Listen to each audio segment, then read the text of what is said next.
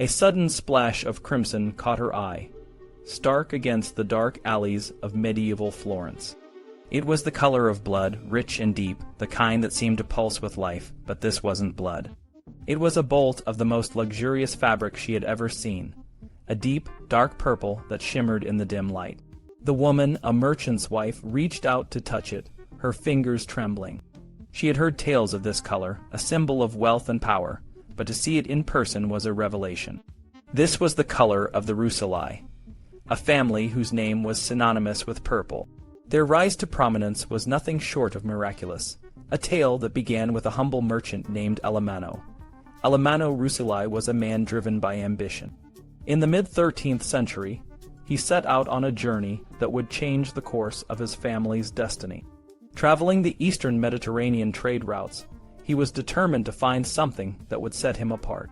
His quest led him to an unassuming lichen, known as Roxella tinctoria, which yielded a dye that could mimic the legendary Tyrian purple.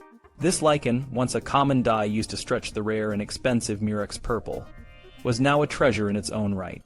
Alemanno returned to Florence with his secret, and the Rucellai family began to thrive. They monopolized the production and trade of this poor man's purple, exporting it throughout the Mediterranean and beyond. Florence, a city where the wool industry was the heart of its economy, saw the Rucellai rise to the top of the mercantile elite. The family's wealth and influence grew, and with it, their power. Florence was a city of guilds, where the wealthy and powerful controlled the political and economic landscape. The 7 major guilds, including the wool merchants, cloth importers, and bankers, held the reins of the city. The Rucellai, as exclusive purveyors of the coveted purple dye, became a crucial part of this elite. Their dye was the defining ingredient in the luxury fabrics that Florentine merchants sold across Europe, making them indispensable. The process of producing these luxury fabrics was intricate and labor-intensive. From the initial purchase of raw wool from England, to the transportation through war-torn seas, and finally, the complex manufacturing process within the city, every step required meticulous planning and execution. The wool had to be prepared, spun, woven, dyed, and finished, involving a workforce of skilled artisans and unskilled laborers. Men and women from different walks of life contributed to this grand endeavor, their hands shaping the fabric that would clothe the elite of Europe. But the Rucellai's success was not without its challenges. The dye industry was a closely guarded secret, and competition was fierce. Alemanno and his descendants worked tirelessly to maintain their monopoly, navigating the treacherous waters of politics and trade. They built a network of suppliers, shippers, and laborers, ensuring that their purple dye remained the most sought after in the world. As the woman in the dark alley ran her fingers over the bolt of fabric, she felt the weight of history in her hand. This purple was more than just a color. It was a symbol of power, wealth, and the relentless pursuit of greatness. The Rucellai had built an empire on this color, and their legacy would endure for generations to come. In the bustling city of Florence, the stages of cloth manufacturing were scattered across the city, from the banks of the Arno River to the quiet corners of convents and private homes. Wages varied greatly, with carters earning low daily pay, and weavers often paid by the piece. Laborers working independently or in large workshops received irregular compensation, while regional supervisors enjoyed a steady weekly salary. Every step in the cloth-making process was tightly controlled by guilds, which were organized to benefit the merchants rather than the workers, known as sottoposti.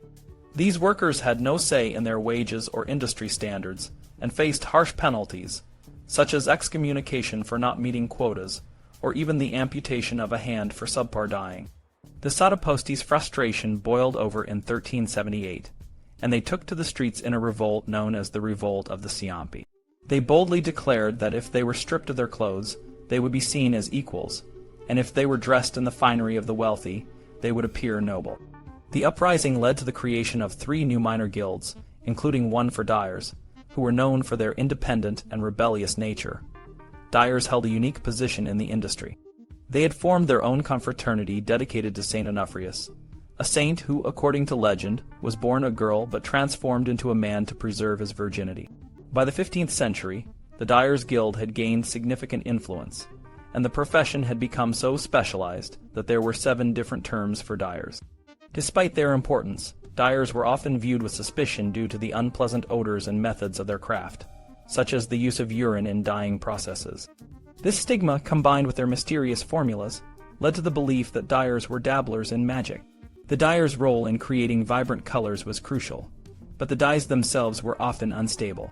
For example, lichen purples faded quickly, causing consumers to constantly seek new, unfaded garments.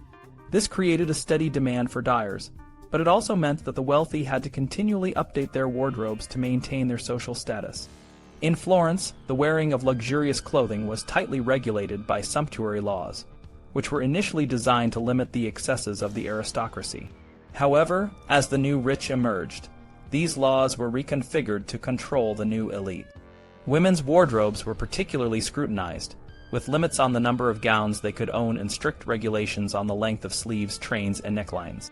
Even men's clothing was subject to rules, with excessive ruffles and pleats considered effeminate. Despite these regulations, the wealthy found ways to flaunt their status. The establishment of the officially Deldon, an early form of fashion police, did little to curb the trend. Moralists like Saint Bernardino of Siena warned against the sin of pride in wearing crimson garments, but the allure of luxury remained strong. The ambiguity of social status, as reflected in clothing, became a concern, with prostitutes and Jewish women dressing like honorable women and vice versa. This led to increased surveillance and regulation. For the successful men of Florence, known as the Uomo Nuovo, the key to dressing for success was refined restraint.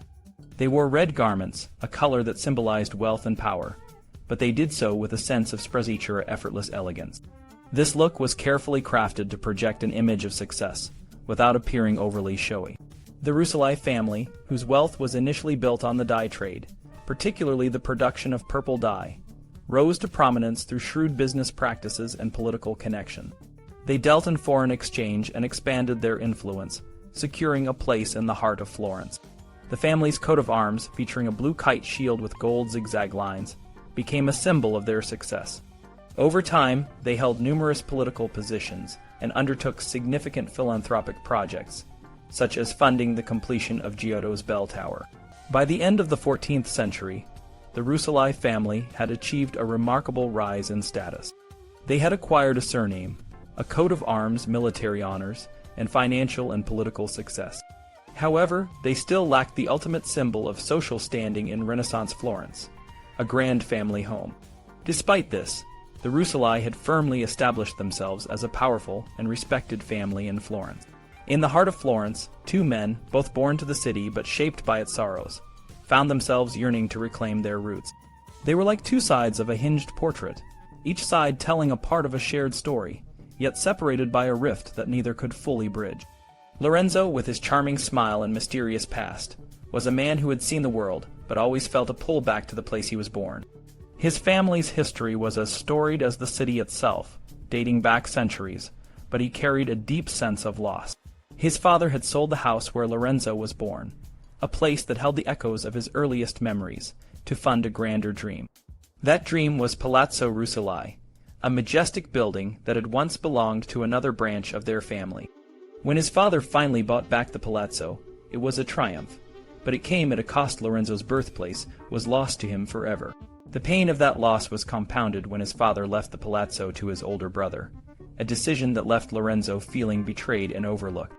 On the other side of the city, another man, a professor with a love for the past and a keen eye for history, found himself living in the very palazzo that Lorenzo's family had fought to reclaim. This professor, an expert in Italian Renaissance art, had always been drawn to the beauty and complexity of Florence. His days were spent in the city's libraries, poring over ancient texts and documents, piecing together the stories of the buildings and people who had shaped this place. When he moved into Palazzo Rucellai, he thought he was stepping into a grand chapter of history. But the more he learned, the more he realized that the palazzo held secrets and shadows that he had never imagined. One afternoon, over a glass of wine at a local enotka, the professor met Lorenzo. The encounter was fleeting, but left a lasting impression. Lorenzo's tales of his family's past, of the palazzo's history, and of the sacrifices his father had made, intrigued the professor. He saw in Lorenzo a connection to the very building he now called home, a connection that was both a privilege and a burden. As the professor delved deeper into the history of Palazzo Rucellai, he uncovered a web of family rivalries, political intrigues, and personal tragedies. He learned that the palazzo had been a symbol of power and prestige, but also a place of heartache and loss. The more he uncovered, the more he understood that the story of Palazzo Rucellai was not just about the building itself, but about the people who had lived within its walls. Lorenzo, too, found himself drawn to the professor, perhaps seeing in him a kindred spirit, someone who understood the weight of history and the longing for a place to call home. For both men, the palazzo was more than just a building. It was a symbol of their past, their present, and their hopes for the future. In their own ways, they were both opportunists, each seeking to reclaim what they had lost and to find a place where they belonged. The professor continued his research, uncovering layer after layer of the palazzo's history, while Lorenzo pursued his own path, always with an eye on the past and a heart set on the future. Their stories, like the hinged portrait, were intertwined, each side reflecting the other, even as they remained separate. In the heart of Florence, they were both native sons, bound by the city's history and the unspoken promise of home. In the early 1400s, Florence was a city of contrasts. Despite a population that had dwindled from 100,000 to 37,000 due to the plague, it remained a vibrant hub of art, culture, and commerce. The city's skyline was punctuated by grand towers and magnificent buildings, each a testament to the city's wealth and ambition. Giovanni Rucellai and Leon Battista Alberti, two young men from prominent but troubled backgrounds, found themselves returning to Florence with a sense of determination and a deep desire to make their mark. Giovanni Rucellai was born in 1403, the eldest of 5 sons. His father's death when he was just 3 years old forced his mother to move back to her family home, the Pandolfini, where Giovanni was raised. This separation from his paternal roots left a lasting impact. When he finally returned to his family's modest townhouse in the heart of Lion Rosso at the age of 18, it was a bittersweet moment. The house was small and unimpressive, a far cry from the grand palaces of his wealthy peers. Despite this, the Rucellai family had achieved success in the purple dye business, earning a comfortable place among the merchant class.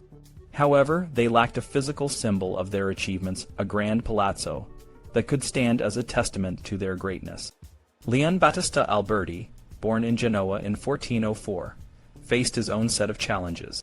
His father, exiled from Florence, died when Alberti was 16, leaving him with no inheritance and a poor, sickly young man. Though he had a superior education, including a doctorate in canon and civil law, his illegitimate birth meant he was excluded from his family's property.